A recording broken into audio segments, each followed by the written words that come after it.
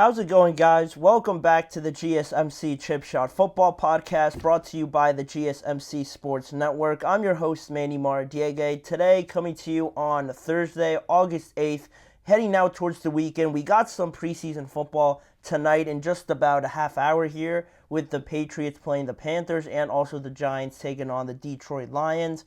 But before that, we're going to talk about some more topics around the NFL here on today's episode, a heavy episode revolving around Brandon Aiyuk. We're going to talk about Aiyuk and why he evidently rejected the Patriots and their offer to trade for him. Also, we're going to talk about the Cleveland Browns and the Pittsburgh Steelers potentially being the two favorites, and is it worth it for them to go out and acquire Aiyuk for what they have to potentially give up? And also some more topics down the line that I will get to on today's show. But before we start, I'd like to remind you guys, if you have any questions or comments, to please use the tip and donations link, GSMCPodcast.net. By using that tip and donations link you see on your screen, I can see your question, I'll read it out loud, and get your guys' thoughts on anything I say or on any of the topics I have on store for you guys on today's show.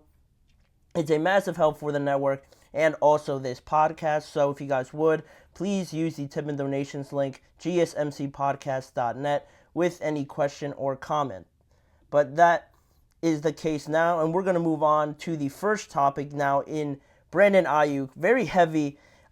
Honestly, all these next episodes are probably going to be pretty heavily revolved around Brandon Aiyuk. I have two segments today. I'm thinking about adding another one tomorrow with some other developments that I just saw a few hours ago. So there's a lot of twists and turns going on with this, and one of the biggest ones was Brandon Aiyuk reportedly turning down a massive contract offer from the New England Patriots just for one reason only, being that he simply just didn't want to go there. According to various reports, while initially it seemed like at the whole beginning of this entire situation with the 49ers and Aiyuk, it seemed like it was the 49ers being stubborn, being unwilling to listen to any trade offers and holding everything up, when it was pretty clear that, at least in my opinion, that this was just not going to get resolved.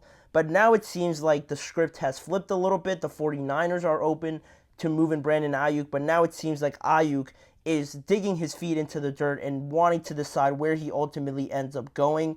And right now it seems to be like either the Pittsburgh Steelers or the Cleveland Browns, in my opinion, just from all the reports that I have seen revolving around this topic. And I think it's important to point out from, just a general standpoint on Brandon Aiyuk, on why he has more power, it seems, than any other receiver, trying to get traded or in this similar situation. It's because of the fact that he does need to get extended. He doesn't have a no trade clause. That's the biggest thing about this entire thing. He's acting like he does. This whole thing is playing out like Brandon can ultimately decide based on his contract or whatnot where he ends up, but that is not the case. It's really just about that contract extension and whether or not somebody might meet the asking price for the 49ers, but they also have to come to terms with Brandon Aiyuk, and if one of those things falls short, then this deal will not get done. And that's what seems to be the case here with the New England Patriots, especially, where it seemed like they were right out of the gate the main favorite. They said that they were pretty aggressive in trying to pursue Brandon Aiyuk, and right away he would have been their leading receiver, obviously, and really accelerated this development process that they have going now with a new head coach, Drake May, coming in, bringing in a lot of newness into the New England Patriots. Brandon Aiyuk, a wide receiver of his talent, would have definitely helped out tremendously, but again, the reason why this all didn't work out had to do mostly with the side of Brandon Aiyuk not really being too eager to join the New England Patriots. According to NBC Sports Bay Area's Matt Mayoko, according to him, the New England Patriots reportedly, I should have said, they offered Brandon Aiyuk around $30 to $31 million in salary for a contract extension that would have made Brandon Aiyuk one of the highest paid receivers in the NFL. And also, they had, like I mentioned before, that trade framework already in place with the 49ers. So this deal probably already could have gotten done if Brandon Aiyuk wanted to ultimately sign with the New England Patriots, but that seems not to be the case. And a lot of reports say that Aiyuk is really favoring the Pittsburgh Steelers at this point as his favorite spot, and that could be what is holding up everything. since the developments on Monday all the way now up to Thursday where we are right now, why nothing really seems to be moving too much. There's a lot of hearsay and a lot of reports, but nothing too much getting done on this front. And more on that topic, I thought it was interesting what not Brandon Aiyuk, what Adam Schefter had to say on the topic when he was reporting on it on SportsCenter a few days ago. He said they weren't getting a great vibe here as they tried to conduct communication with Brandon Aiyuk and his agent, they meaning the New England Patriots. And the longer it went on, the worse they felt about it. And eventually they said, what are we doing here? Let's just focus in on the young receivers we have. And I think that, says a lot already. It's pretty clear just the way that they were feeling about it. You could tell right away if Brandon Aiyuk this whole time was talking about getting paid what he was, what he felt he deserved based on the season that he had, and now heading into this offseason, not getting that contract from the 49ers, that seemed to be the main problem. And now that the Patriots were reportedly offering him way more than anybody probably would have guessed, it seems to be like there's something else there with Brandon Aiyuk, obviously. He not only wants to get paid, but he also wants to join a team that puts him in a position to still be successful. And it is hard to get both.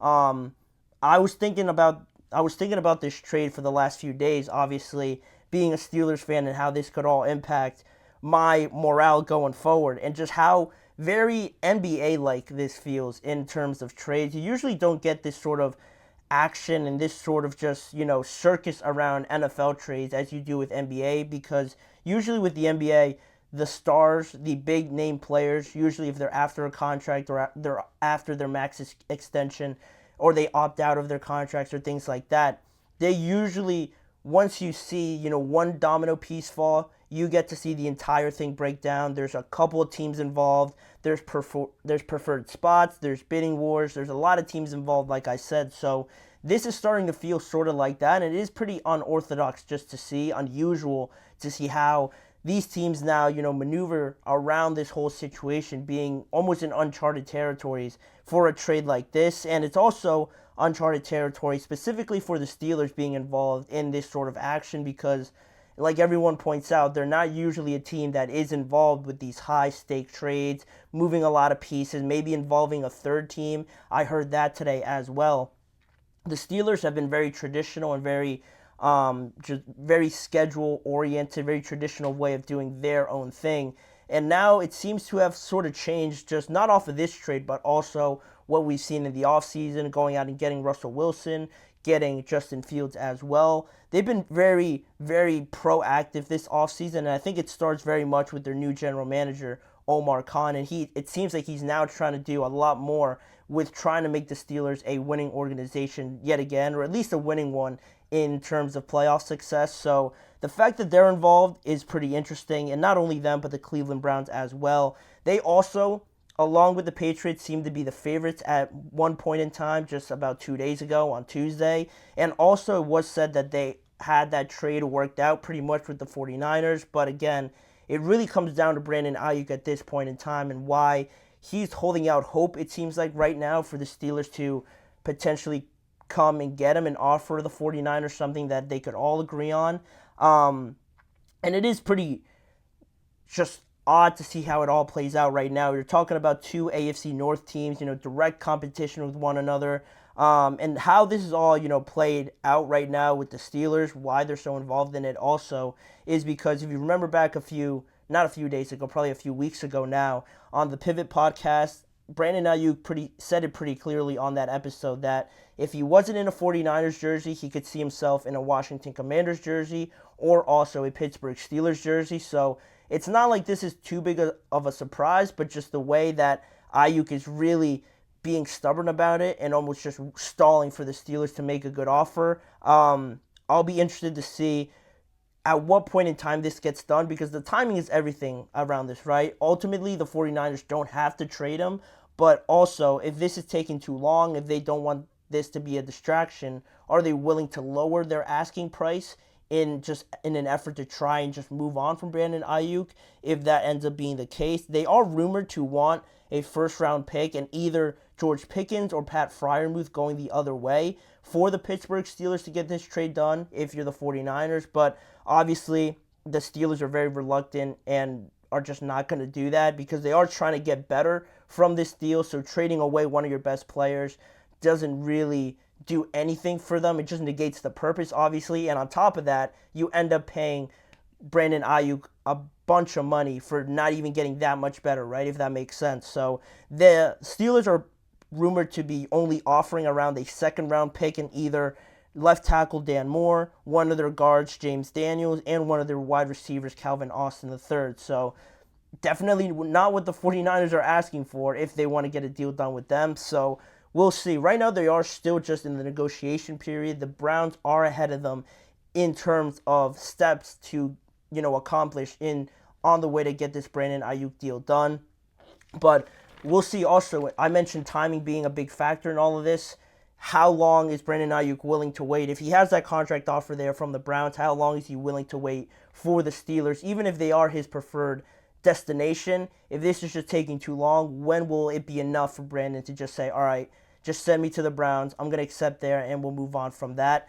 It's going to be interesting, all this timing and what the Browns or the Steelers are willing to give up, and that not only ends this segment, but it leads into my next segment that I want to talk about. After the break, I'm going to get into more of the Steelers and Browns side of things and whether or not this is worth it, because ultimately, like I said, you're talking about trading for a wide receiver that is considered a number one, so you're going to give up a lot, not only to have Brandon Aiyuk on your team, but to extend him and pay him $30 or $33 million per year. That's a whole nother situation that, puts a lot of pressure on these two teams. And are they in a spot to acquire all of that? And are they in a spot with the rest of their team to go out and be real contenders in the AFC? We're going to talk about that and all the factors that could go into this decision when we return after this break. Don't go anywhere.